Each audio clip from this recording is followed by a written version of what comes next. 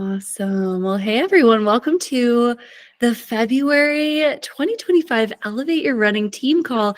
I'm super excited about this team call today because I'm not talking. We have an incredible registered dietitian here with us tonight. Listened to the podcast a few weeks ago, you might be familiar with Kristy Baumann. You may also know her from Instagram too. She has a pretty strong presence online, but I'm really, really excited about this conversation because at the beginning of the year in January, we talked about as a team, like really focusing on strength training, focusing on nutrition, and having those as our pillars in addition to our training to help us excel and be really strong in 2025. So Kristy is one of the best people to have here tonight with us. And I'm going to kick it over to her. She's going to give a little bit of an intro to who she is, what she does, and then we'll kick off the Q&A fueling night. Perfect. Sounds good. Can you hear me okay? Yeah, sound great. Okay, perfect. Yeah, thanks, Sarah. So I'm Kristy Baumann, as Sarah said. So I'm located in the Twin Cities, like Stillwater, Minnesota, outside the Twin Cities. I have been working specifically with runners and helping them fuel properly for their races, have a healthy relationship with food through the process. Basically for the last 4 or 5 years, specifically with runners, I've been a dietitian for, 12, 13, I don't know how many years it's been now. But I have a 3 and a 6-year-old as well.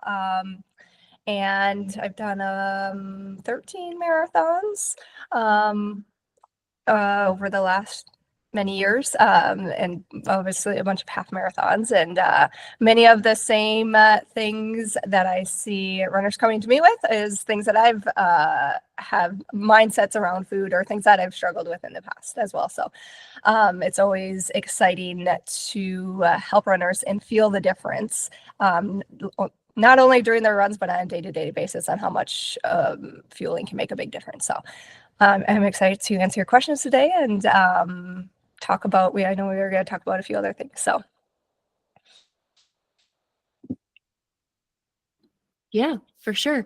I think fueling is so important. And I've been that athlete who has trained fasted. I've been that athlete that has eaten half a banana before going out for a long run. And I can tell you that it can make such a big difference when you fuel your body and fuel it with foods like carbohydrates, fats, proteins, having that mix of all of it, obviously timing it throughout the day, which we may or may not talk about for tonight, but it's so, so important to have proper fueling, especially when we're training hard, especially when we have these long runs and we have big goals that we're chasing, because the more energy that we can have and the better that we feel, the more that we can do in running. And I think everyone on this call can agree, like we're in this sport because we love it. We want to create some really cool things, and fueling is one of those ways to make it really feel that way. And as of late, like with David Roche winning the 100-mile races in the US, there's been this really big dominance on like high carb fueling really well. And I love it. This is like such a good trend to like hopefully stay. So I wanted to open up the floor for everyone to feel free to like either take yourself off mute or raise your hand. You can drop a comment in the comment box and I'll ask on your behalf, like any training or fueling questions that you have. Now, this could be pre-run, during a run, after like a long run or a workout, maybe snack ideas throughout the day, how to kind of structure your meals at night. What do you do if you wake up in the middle of the night hungry? That's happened to me, and that's like always like the red flag. I'm like, whoa, this is not good. and we'll just kick it off and we'll kind of see what questions come up. And I also want to preface, like, there's no bad question. There's no stupid question. Like, all questions are valid. All questions are good. And I guarantee you, if you're thinking it, someone else is also thinking of it. So if you ask it, like, it's great and it's going to help. It's going to help others. So we'll get started. Does anyone have a question for Kristy?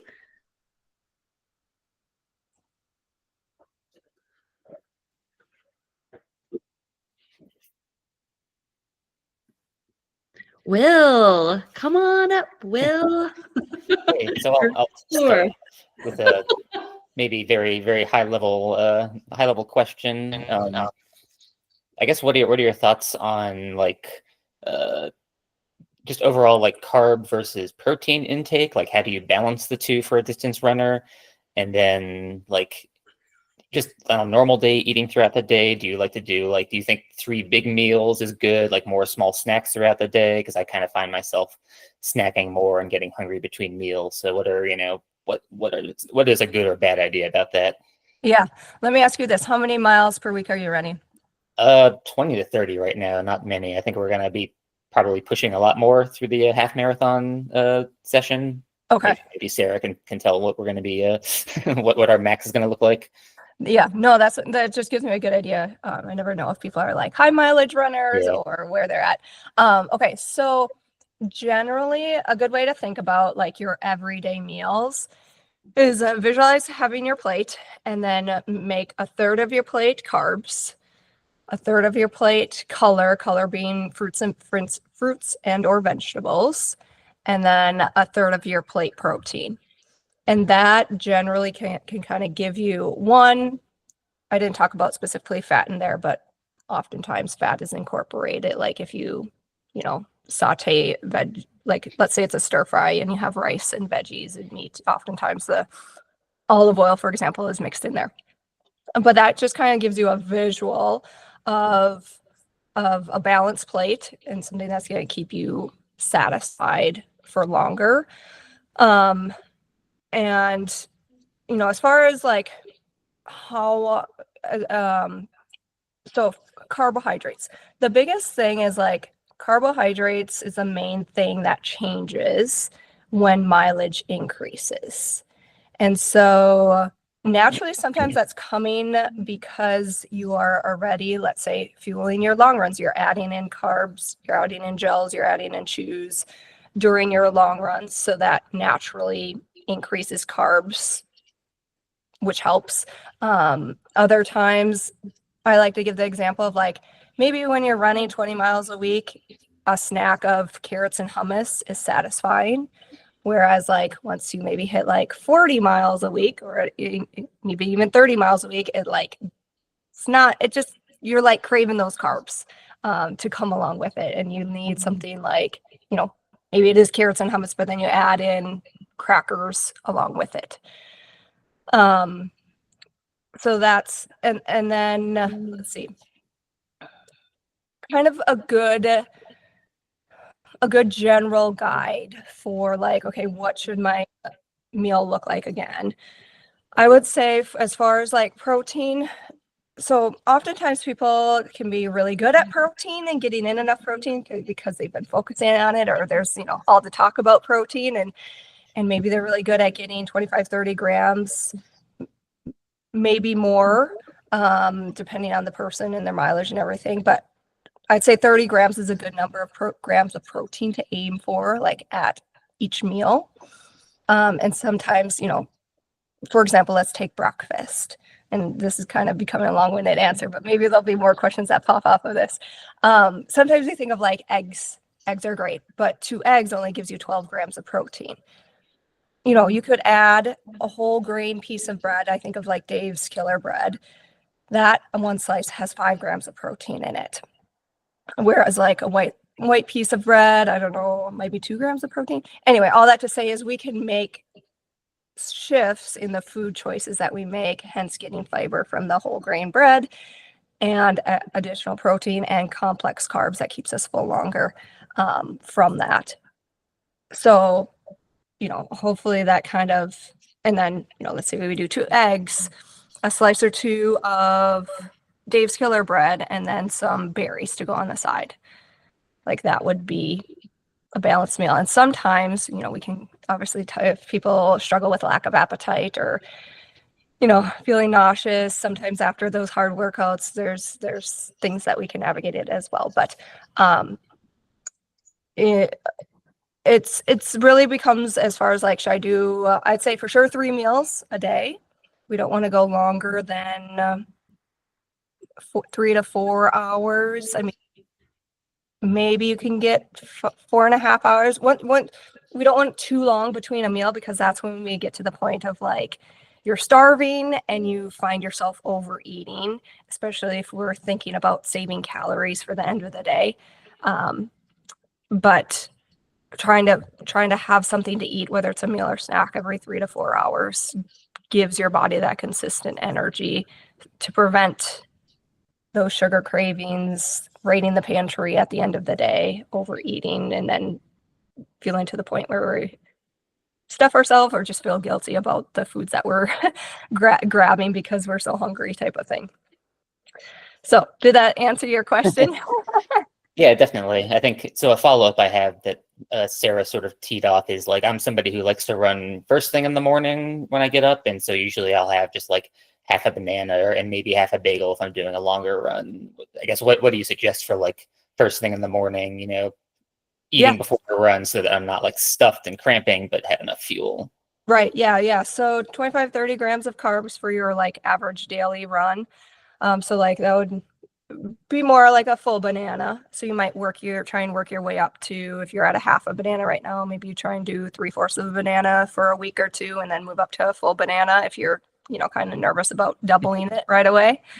But yeah, a bagel, like a half a bagel, that's definitely that 25 grams of carbs. So that's good. That's sufficient. Okay. So just like really concentrate on getting those carbs first thing, basically before a run, and then fill it out more with later meals. Yep. Okay. Yep. Yeah. Just a little bit of carbs. And then like when your long run gets longer, especially once it gets up to an hour and a half, over 2 hours, a half of a bagel before that isn't, we're going to want a little bit more. Okay. Trying to at least double it and scale it up as that long run gets longer. Gotcha. Okay. Thank you. Yep. Leah, you're up. Hi. I hope there's not too much background noise where I'm at. So my question is, what other carb sources can you recommend other than the breads, pasta, rice? I've been lately experimenting with beets, and I like beets a lot, but I could get sick of that. So do you have any other recommendations for carb sources other than the traditional? Yeah. So think about like the starchy vegetables. So like potatoes, sweet potatoes. So for example, you could do, like, I used to bake a bunch of sweet potatoes on the weekend in advance, and then like honestly eat them cold sometimes because cold sweet potatoes taste good, or like make it into a sweet potato bar where you add black beans and rotisserie chicken or cheese, make it into like a Southwest baked potato type of thing. Like that could be a good option. Also squash. So this could be, acorn squash, whether you make it into a soup, or butternut squash, spaghetti squash. Like you could, again, sometimes some people, like when they eat too much pasta, again, this kind of becomes a personal preference and what makes you feel the best, but maybe you mix in some pasta with some spaghetti squash, and having both, that combination.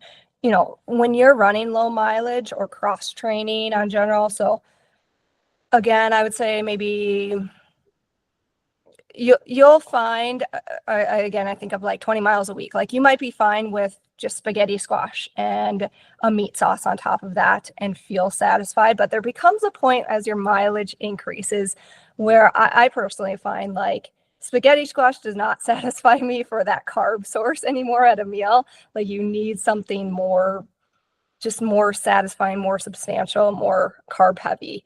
And so that's where I think sometimes people get stuck, is where like they'll continue to eat the same foods and then realize like they're super hungry and haven't adapted for their training. But other carb sources, beans and lentils. So those are really good carb sources. You know, they're high in fiber. They have some protein in it as well. Let's see here. Sarah, feel free to chime in if anything pops in your mind. Those are the top foods I was thinking of. Fruit has carbs. Yeah, I love quinoa, which is a little bit of a different source of a grain, like outside of just brown rice or like jasmine rice or something like that. Like quinoa is really great. All sorts of potatoes. You can get super creative with potatoes. Between the sweet, the Japanese, like the little like yellow potatoes. Those are always awesome. And I think you mentioned chickpea pasta. Did you mention? No, I didn't. Yep. That's yeah. So I made like the bonza pasta this week. And that was great because I just added in chicken, a little bit of basil, pesto, and then diced up some tomatoes. And it was just like one meal. Had a little side salad. And it was great. Yeah, the pasta is a good one where, again, it's maybe like an easy swap for if you're already used to eating pasta meal, like the Banza, or there's some other brands too that they use lentils, a lentil pasta. Or there's even like, if you've tried those and you don't like the taste of them, there's the Barilla, Barilla, that brand has a protein pasta with Barilla, as well. yeah. I grew up eating macaroni like every day of my life, and so this is really helpful. So thank you. And the chickpea pasta sounds delicious. This was so helpful. Thank you. Yeah, good. Another idea. Yes, good. Another idea for convenience, like they make those little quinoa rice pouches too that you can microwave. If you need something like that. Yeah, which is so nice, so convenient. Jenna, which I think many of you know Jenna, she's like my training partner. She bought me a rice cooker for Christmas. So I have the ability of like making like big batches of rice right now. And it is actually like so awesome to have on hand for the week. And it also kind of helps with like meal prep if that's something you're struggling with. And it's pretty cool. It's like, it's very, very easy. It's like you dump in rice, you dump in some water, you let it cook for 20 minutes and you are so good to go. So if you don't have one of those, it's a great way to make fresh rice if you're looking to get outside of the convenience bagged foods. But the bagged foods are amazing and, also part of my life on the daily. For context, Kristy, on the call tonight, we have a variety of runners, very typical. We have runners in base phase, so running anywhere from like 15-ish to 20-ish miles. We have some half marathoners kind of at the very beginning of their training cycle. A lot of them are targeting a May 4th race date, both in Colorado and elsewhere, like Canada. We have some marathoners who are in the middle of their build, targeting like a late, I would say actually it's mid-April, like right around Boston Marathon weekend. We have some people racing that. And I mentioned base we have one athlete coming off of a big race. And that's it. Okay. Good. So kind of everything. That's good to know. Okay. Perfect. Great. Oh, we have another question from Ellie. And I think someone asked one in the chat too. Ooh, okay, great. I'll get that one next. Okay. I go then the chat? Yeah. Okay. I was gonna say the plates, right? Talking about color, carbs, protein, like 33%, third each. How do you think about that? Like, or is that like what you would say for just like general daily eating in like a base phase, you know, in your training. So if you're like, I'm low mileage right now, right? So is that kind of like your starting point for when you're in base? And then how do you like, you know, do the carb increase, and then I think it's, you kind of aim to decrease the color, increase carbs, right, as your training intensity mileage increases. So can you kind of just like talk through the plate in relation to your training as you know, go from kind of a base to like, say, peak training? Yep. Yeah. So I like to use that third for, if you're running on average, like 30 minutes to 60 minutes, on average a day, as that third plate. So like, let's say you were running less than that, then, or like, even I know sometimes we can get into like cross training counts, I would say, in that 30 to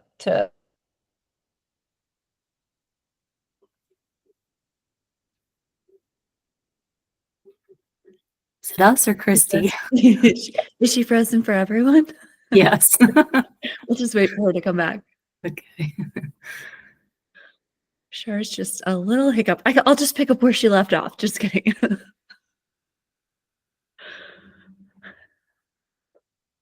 Oh no. We lost her. She'll come back. She will come back. Here we go. She's back.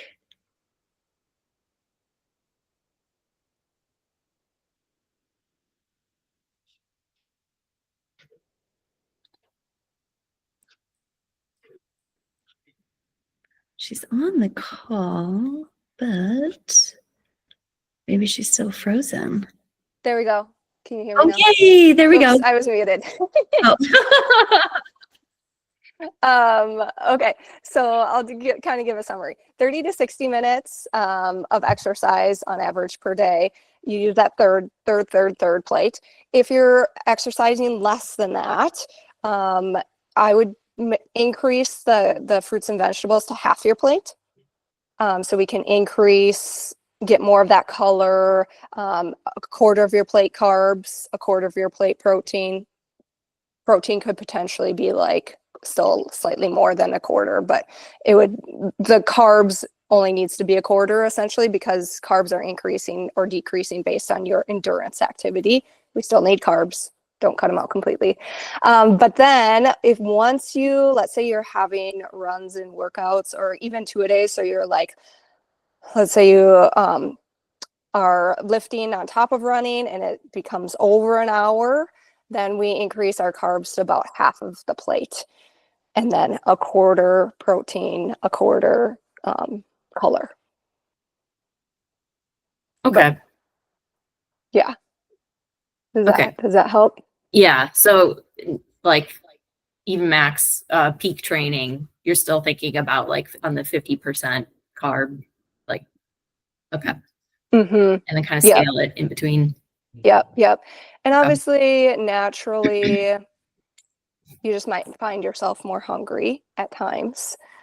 Sometimes it can, not be until the day after a long run, where especially that day, even if it's a rest day, make half your plate carbs, especially if you're like, can tell you're ravenous, but still obviously include the protein and the fiber from the fruits and vegetables. Yeah. Maybe a quick follow-up to that would be like, kind of in the peak training. And I feel like especially in the summer when it's just extra hot and you're sweating more and stuff and just maybe feel more depleted.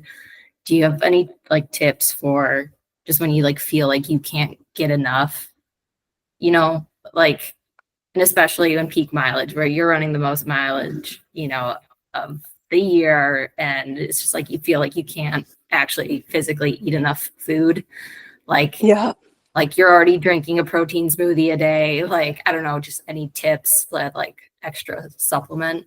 Yep. Yeah, so I like to think about how can I sneak in other things. So don't be afraid during that time to like add juice, like drink orange juice, drink fruit juice, drink tart cherry juice. Like that's easy. Carbs, drinking things is easier.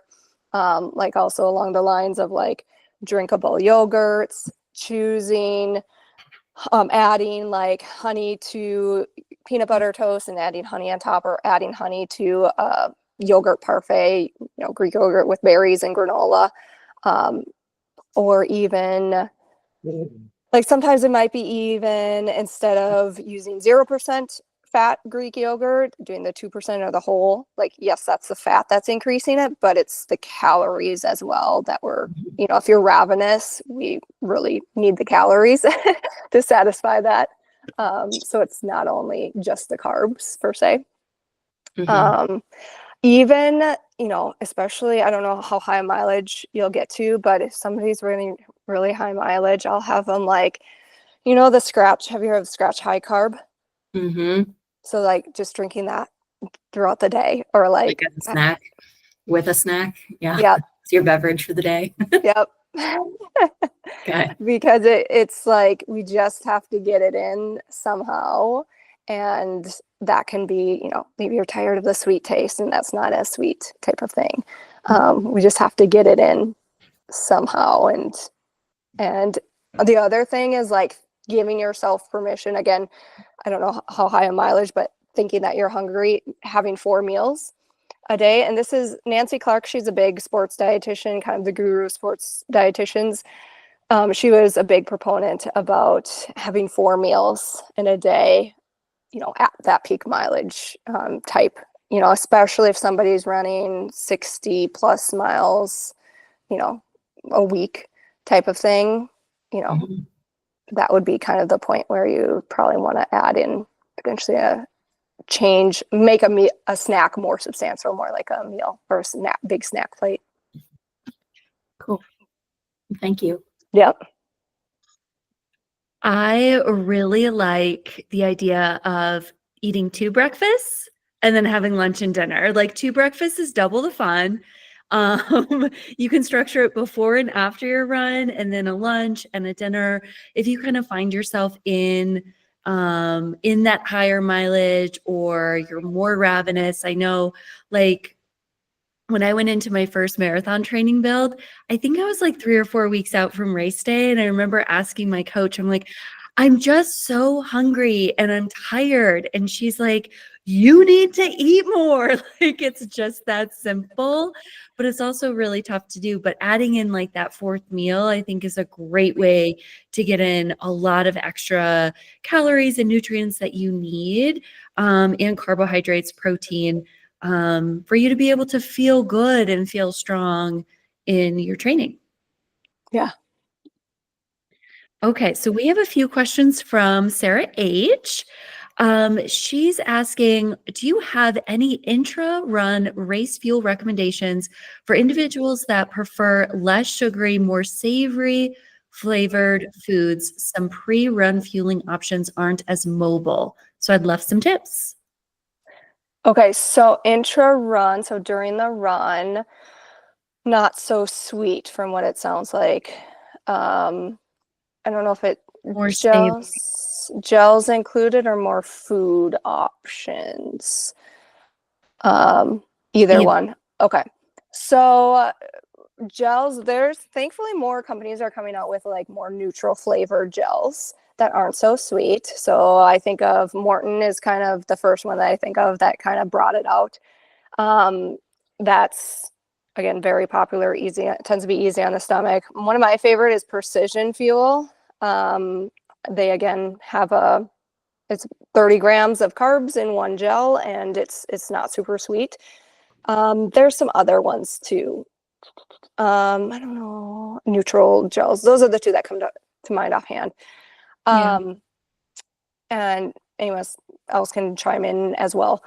Other options. So savory.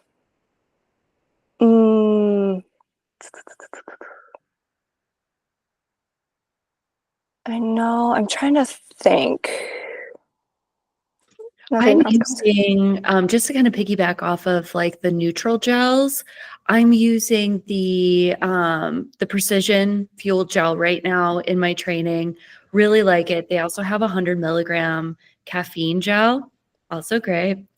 As long as you can take caffeine, I think it's super great to take it before like the workout portion begins in your workout, or maybe at the beginning of a long run. If you're kind of in like the long run, you're looking at 18, 20, some of you get over 20.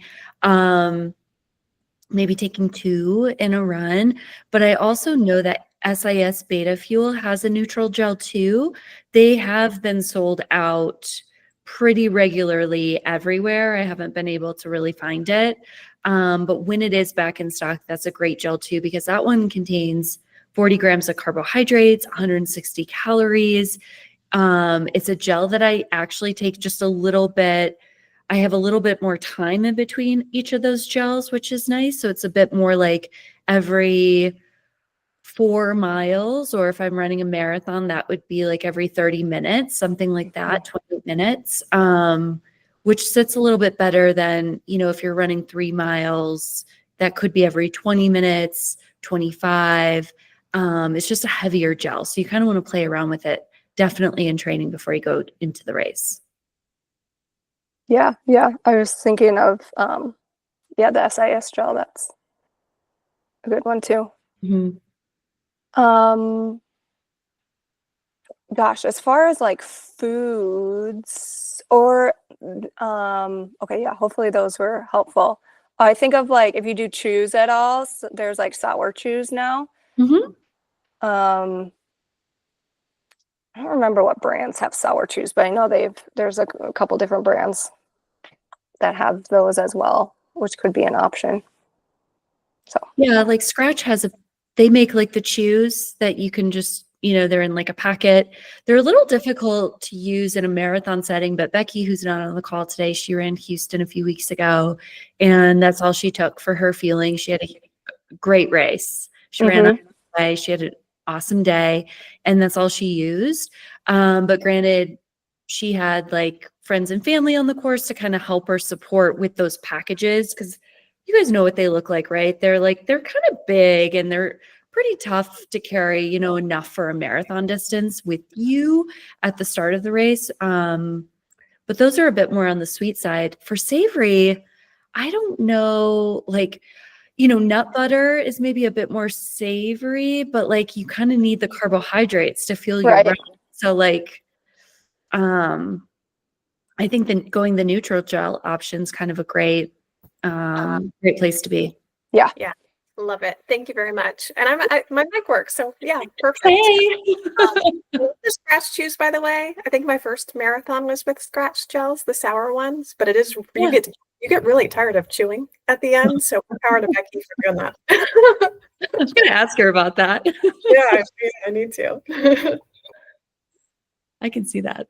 Okay, so your second question, Sarah, is as a female runner, I'd also appreciate tips on how to maximize iron and calcium and other key nutrient intake absorption tips. Yeah, so obviously iron is huge. Everyone get your iron checked if you haven't had it checked recently. If you start feeling tired or is struggling to hit a pace that you once were able to hit easy, get your ferritin, specifically ferritin, checked, because that's the first thing to rule out. All that to say, don't blindly start taking iron supplements either, because there is risk of having your iron too high. And I once had a runner who was susceptible to high iron. Anyway, so with iron is found in a lot of meats. Meats contain heme iron, which is more readily and easily absorbed in the body. So this would be like ground beef or beef, steak, bison, making a bison burger. I always think of the cookbook, the Run Fast, Eat Slow cookbook. Yeah. Wait, who has that cookbook? Raise your hand. Yeah. It's a good one. Well, I'll bring it to practice. Let's see, like chicken or like dark meat. I want to say dark meat has a little bit slightly more iron in it compared to the white meat. So don't be afraid. I used to be like, oh, you have to eat the healthiest white meat chicken breast version. No, don't be afraid of the chicken thighs. And then eating that food with a vitamin C source. So having that source of iron at the same meal where you're having a vitamin C. So classic kind of a example, let's say you're making chili. Tomatoes have vitamin C in. So you have chili with the ground beef in, and then there's tomatoes in there, which helps your body absorb the iron.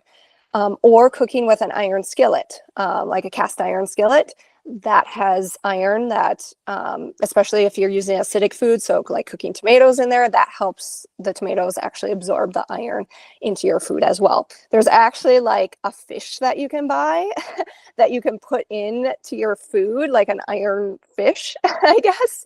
It's like $50 on Amazon. I personally haven't tried it yet, but it's supposed to help increase the iron absorption into your food when you're cooking as well.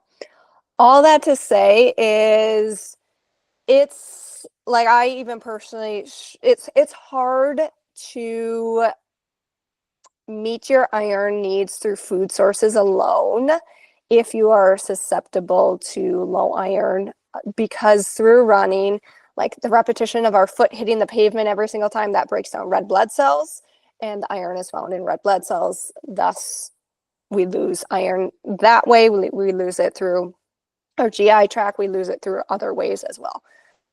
So it might be hard to absolutely again, stop taking iron completely as you are marathon training if you've known in the past that you're susceptible to low iron and low ferritin. But all that to say, it's definitely beneficial to, include the higher iron foods, the meat sources, paired with a vitamin C, other vitamin C foods, citrus fruits. We talked about tomatoes, bell peppers, some of those foods.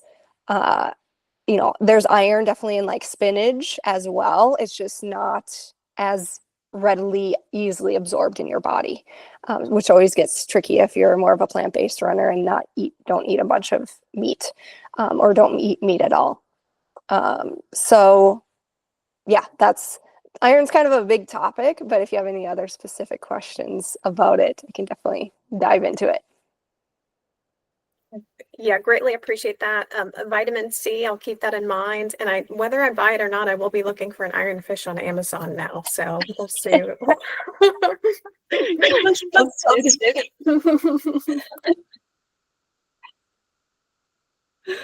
That's so great. Okay, so Leah has a question. She asks, if you have a sensitive belly and tend to get GI distress during a race or a long run, is there anything dietary contributing to this? So the first thing that I would look at actually would be your hydration, especially like running at elevation. You are more susceptible to become dehydrated, and automatically you might think of just drinking water, but we can't forget about what we're losing through our sweat. We're not losing just fluids, water, but we're losing sodium as the most prevalent electrolyte that we lose, in addition to potassium, magnesium, other electrolytes. But sodium is the most important one that we have to look at replacing. So when you are doing your long run, at minimum, you're going to need 250, 300 milligrams of sodium per hour, in addition to the fluids that you're drinking. Some people can need over 1,000 milligrams of sodium per hour, especially Sarah will be an example, especially if you are a heavy sweater or if you are a salty sweater. So, and you're running in the heat and you're running at elevation. All of that combination can make you need more, both fluids and electrolytes, specifically sodium. So all that to say is, when we become dehydrated, that means there's less blood flow to our stomach, which prevents our body being able to digest appropriately. And then it can cause even gels to kind of run through our system. And it causes the GI issues because there's not enough blood flow, because when you're dehydrated, there's less blood in your body. And all that blood flow is going into your muscles, because your legs and your arms, because that's what's working, and your heart and stuff like that. Digestion isn't really important, or it doesn't think it's important. And so that's the first thing I would look at, is how many ounces of water are you taking per hour. So if you don't bring any water with you, make sure to bring water with you. Easily somebody can need, again, it just varies so much. If somebody's not a heavy sweater, if they're running in cool temperatures, they might get away with 8 ounces of water, 6 to 8 ounces of fluids at the very minimum. More often, you're probably going to need at least 12, 16 fluid ounces, all the way up to 20, 24 fluid ounces in an hour. And then you need to scale the sodium up with it. So kind of a good starting point, 16 fluid ounces, if you can get that, with about 500 milligrams of sodium. See if that helps to reduce the GI issues. That's great advice. And Thank you so much. Yeah, we'll add to Leah's plan. Thank you so much. That's really helpful. Yeah. And kind of common things that people tend to do, which can also contribute. I always like to mention, so like the Noon Sport tabs. I know a lot of people like to use those. I'm not a big proponent because they don't have carbs in. We can benefit from adding carbs in it as well. The other thing is sometimes people will do the Element tea packets. Mm-hmm. And I think we talked about this on the on the podcast, where you put it in 1,000 milligrams of sodium in 12 ounces of water, and you sip on it with water in between. That potentially could be a factor that's contributing to GI issues, because it's just so concentrated. And there's a reason why products besides Element will say how to mix it on there. I know Element says to mix it in 8 ounces of water or whatever, but lots of, Gatorade, for example, there's a reason why there's a ratio of carbs to sodium to fluids in Gatorade. Yeah, I love that. And I love putting Element in something like a 30 ounce now. I used to put it in a short little glass, and I would experience a little bit of distress with that, but being able to spread it out throughout the day, or another tip that we had at group practice last night, and Will was there, Ashton was there. We were talking about, some girls on the team were expressing their disinterest in Element, and because it was too salty. And they said, well, if you try with half a packet in a big, either 30 ounce or a big glass of water, see if that makes a difference. And then you can use the second half of the packet later in the day, or just, introduce your body or work, I guess, progress into it like you would eating half a banana into a full banana, something like that. And that should be able to help too, because it's such a good source of electrolytes, sodium, potassium, magnesium, all things that we need when we run. And it'd be really great if we can find a win on how to use that. Yeah. And obviously there's other products available too. Yeah. But yeah, Element is convenient and easy, and often is well liked. Definitely. Ashton has a question. She asks, any specific dietary recommendations for vegetarians or vegans? I'm vegetarian personally. So oftentimes, I guess the question is, do you struggle with protein? Because I feel like that's oftentimes, but sometimes people are really good at getting protein in. Do you know of anything offhand that? Can you hear me? Yep. Yeah. Yeah, I think protein is main question. And then also you were talking about iron, and of course, the main iron sources are also meat. So yeah, mostly protein though. And I guess to piggyback on that as well, is there a specific number or formula that you recommend for daily protein intake? Yeah, just to help make sure I'm hitting that target, because I do have to really be mindful and like count my protein grams? Yeah. So I would kind of at a minimum, as for an athlete, for somebody who's exercising regularly, this is based on kilograms of body weight. So you take your pounds weight, or just go on and use a calculator and convert it. 1.2 grams of protein per kilogram of body weight, and that's per day. And then definitely don't be afraid, that would kind of be a minimum. If you can get yourself up to 1.6 grams per kilogram of body weight per day, I think that would be helpful, especially as like mileage increases and naturally need to eat more anyway. So you tend to get protein anyway. As far as foods, so let's see. We talked about like the pasta. So like making that swap of a different higher protein pasta, like that can be an easy thing. Let's see here. Let me pull up I have a list of like different products here. Edamame. I don't know if you like edamame at all. You're pretty much like tofu, tempeh. Everyone froze. Am I still here? Oh, good. Yeah, I can hear you. Oh, good.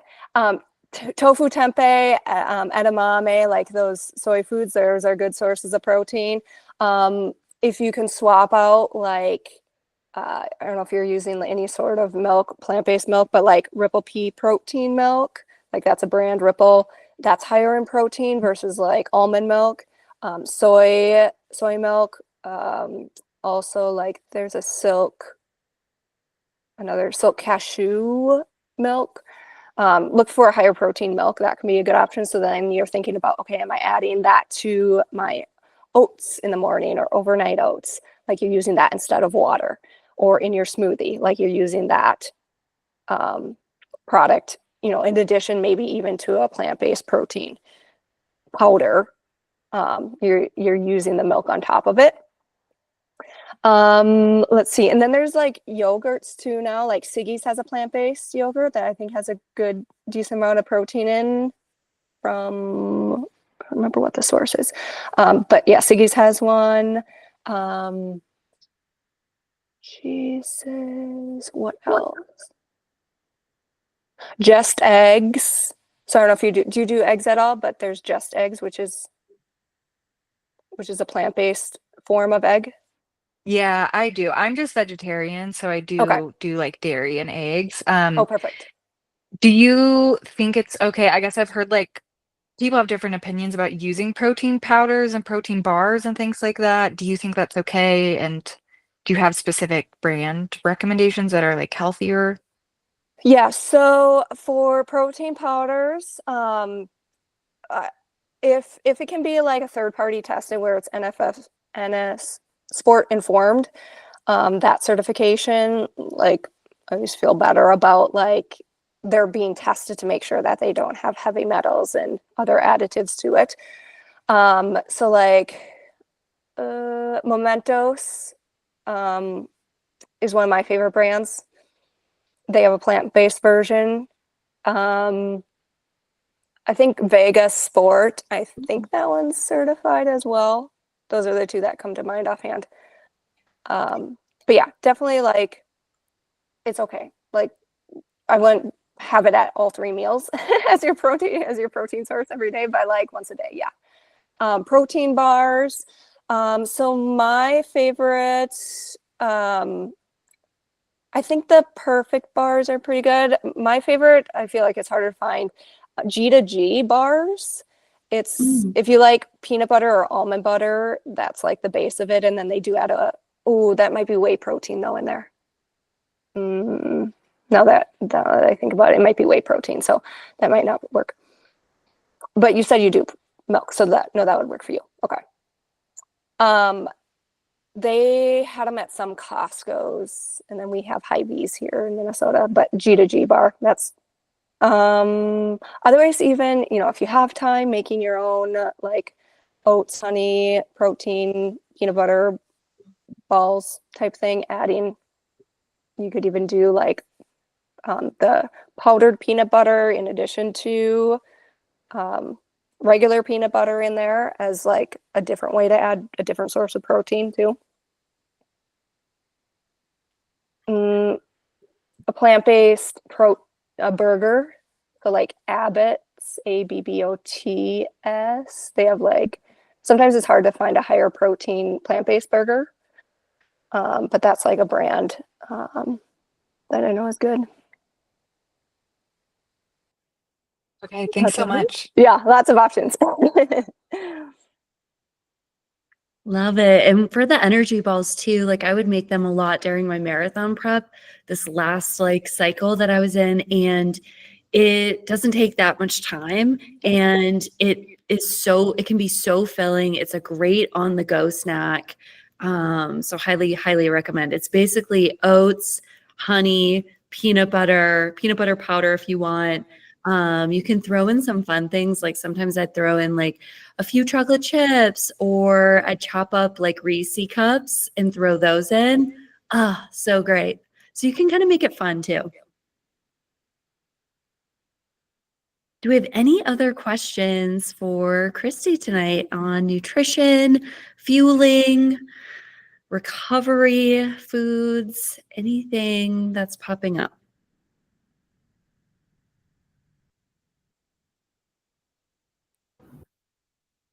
Can I ask maybe like, do you have recommendations for like, I have no interest in counting macros on a regular basis, but like I'm a big data person. So like, to like baseline and even just understand what you're getting like on a daily basis without like thinking about it. And like, right, breakfast, if it's like a piece of toast and an egg, like you can quick Google those and like, look up those macros and like, track them, whatever. But like how, like if you're making, a pasta dish or a stir fry or something, like a meal with a lot of ingredients and like you're only eating right a portion of it, like, is there any way to go about tracking, your macros from that without like weighing everything? And, like, are there tools or apps or something you recommend to help people with that? Like, yeah, so I'm a big proponent too of like, I don't want you to be tracking and counting. So I would think like use that visual, okay, of like in this pasta dish, what's the proportion of vegetables that I'm eating in proportion to the protein and the noodles in there? So am I, kind of thinking of that third and third plate? Is it kind of that ratio? Or, maybe it is a more mostly pasta with meat in it, fewer vegetables, adding a side salad to go along with it. And sometimes it's like, so yeah, that's kind of the visual that I kind of use. And even I also like to like think about the day as a whole. Like maybe there's a meal where I eat more heavy, like fewer vegetables or fewer fruit. So then just make it more of a priority to incorporate a fruit and vegetable as part of a snack or the next meal. And, it's not the end of the world if your every plate isn't perfectly balanced, because it's never going to be. yeah. Okay. So maybe just think about it more in terms of like visual separation than like concerning with the actual like grams of protein. Yep. Okay. Yep. Thanks. Yeah. And then, it's kind of in that intuition of with yourself as well, of like thinking about the whole day of, what am I actually craving? Like, maybe I had toast for breakfast and a bowl of oatmeal, but I didn't really get protein at breakfast or a lot of it. Like, okay, I notice when I don't get when I like 15 grams of protein or lower protein at breakfast time, I'm craving more carbs in the middle of the day. And let me try and add protein to that breakfast meal and increase that, because I know I'm good at carbs, and see how that helps me at lunchtime or later on in the day. Kind of same goes, maybe you're just having a salad for lunch with a little bit of quinoa in it. sprinkled in it. Like, let me think about, okay, I didn't maybe have chicken, or I didn't have much carbs at that meal. Like, there might be a reason why we're craving sweets in the afternoon. It could be lack of protein, it could be lack of carbs type of thing. Great, Yeah. thanks. Yeah. Great question. That was awesome. Kristy, if one is craving tortilla chips in the afternoon around 3 o'clock, what's that signal? What if one? Do I need more Maybe protein? salty. Are you craving salty foods? I totally am. And I'm also like, a heavy sweater. I love my sodium. I think on long runs, I average about like 20 to 25 ounces of water per hour. It's ridiculous. I have to like bring all this water with me on long runs. But yeah, who else? Does anyone else crave tortilla chips in the afternoon? Yeah, me too. They're good. They're great. I think what it means is it's almost time to start your margarita at 5 o'clock. There we go, Sarah. I love it. It's margarita time somewhere. Oh, Ronald says, I crave tortilla chips at all times of the day. There we go, Ronald. Yeah, they're just so good. So it's really like, maybe it's not that we're lacking, but more so that we just need. Yeah. Great. Awesome. Well, thanks everyone for joining tonight. Kristy has, she was on the podcast a few weeks ago. She's also offering a master class next week. I believe it begins, all on nutrition. Kristy, can you share a bit more info on that? Yeah. So this masterclass is going to be two different master classes. And so if you are the type of person that struggles with your everyday meals, breakfast, lunch, dinner, we talked a lot about those options and different examples of foods. But if you and we even talked about the visual. So this kind of gives a highlight of what that masterclass is going to be going into more depth into, of like talking more about those plate visuals, giving specific examples, meal examples. If you are a numbers person and like to know carbs and protein and fat grams, like I'm going to be talking about that, but then also translating that. So if you're not a numbers person, what does that actually look like at meals and at a meal? In kind of combination of understanding how our body communicates. So like, what are signs of underfueling? What are signs that I might be overeating? So it just kind of, I think today's conversation kind of gave a good highlight of what I'm going to be talking more in depth with on that. So if that's something that you're struggling with or want, more guidance with, there's going to be 2 different sessions. There'll be time for Q&A as well. But we'll be talking, focus on those everyday meals. And I gave Sarah a discount code for you all to use as well. And if the price is going to be increasing, I got updated, but it'll be increasing on Saturday, midnight on Friday. So you'll get an extra bonus if you use the discount code right away too. That's so great. Yeah, there's two days. The first day is next Thursday, talking about underfueling and overfueling, which is awesome because I think the majority of us fall under underfueling. And then the second class is Fueling Made Simple, Easy Meals and Snacks for Runners, also super great. What I'll do is I'll include the recording, the link to the masterclass with the discount code in our weekly email for tomorrow. And you guys feel free to reach out if you have any questions about it. I'll be attending, which will be really fun. I'm always eager to learn more about this, and not just as an athlete, but as a coach. So I think it'll be really fun to see some familiar faces in there too. And thanks so much, Kristy. I really appreciate you and your time. Yeah, absolutely. And that'll be recorded too. So if you can't make it live, just like this is recorded, that'll be recorded as well. So thank you all for your awesome questions, and hopefully you took something away and have some action steps so you can use. Yay. Thank you so much. Really appreciate you and your time. as well as everyone on the team. Yes. Awesome. Thanks, Yay. Kristy. Thanks, Yep. Sarah. You're welcome. Bye, everyone. Thanks. Bye, everyone.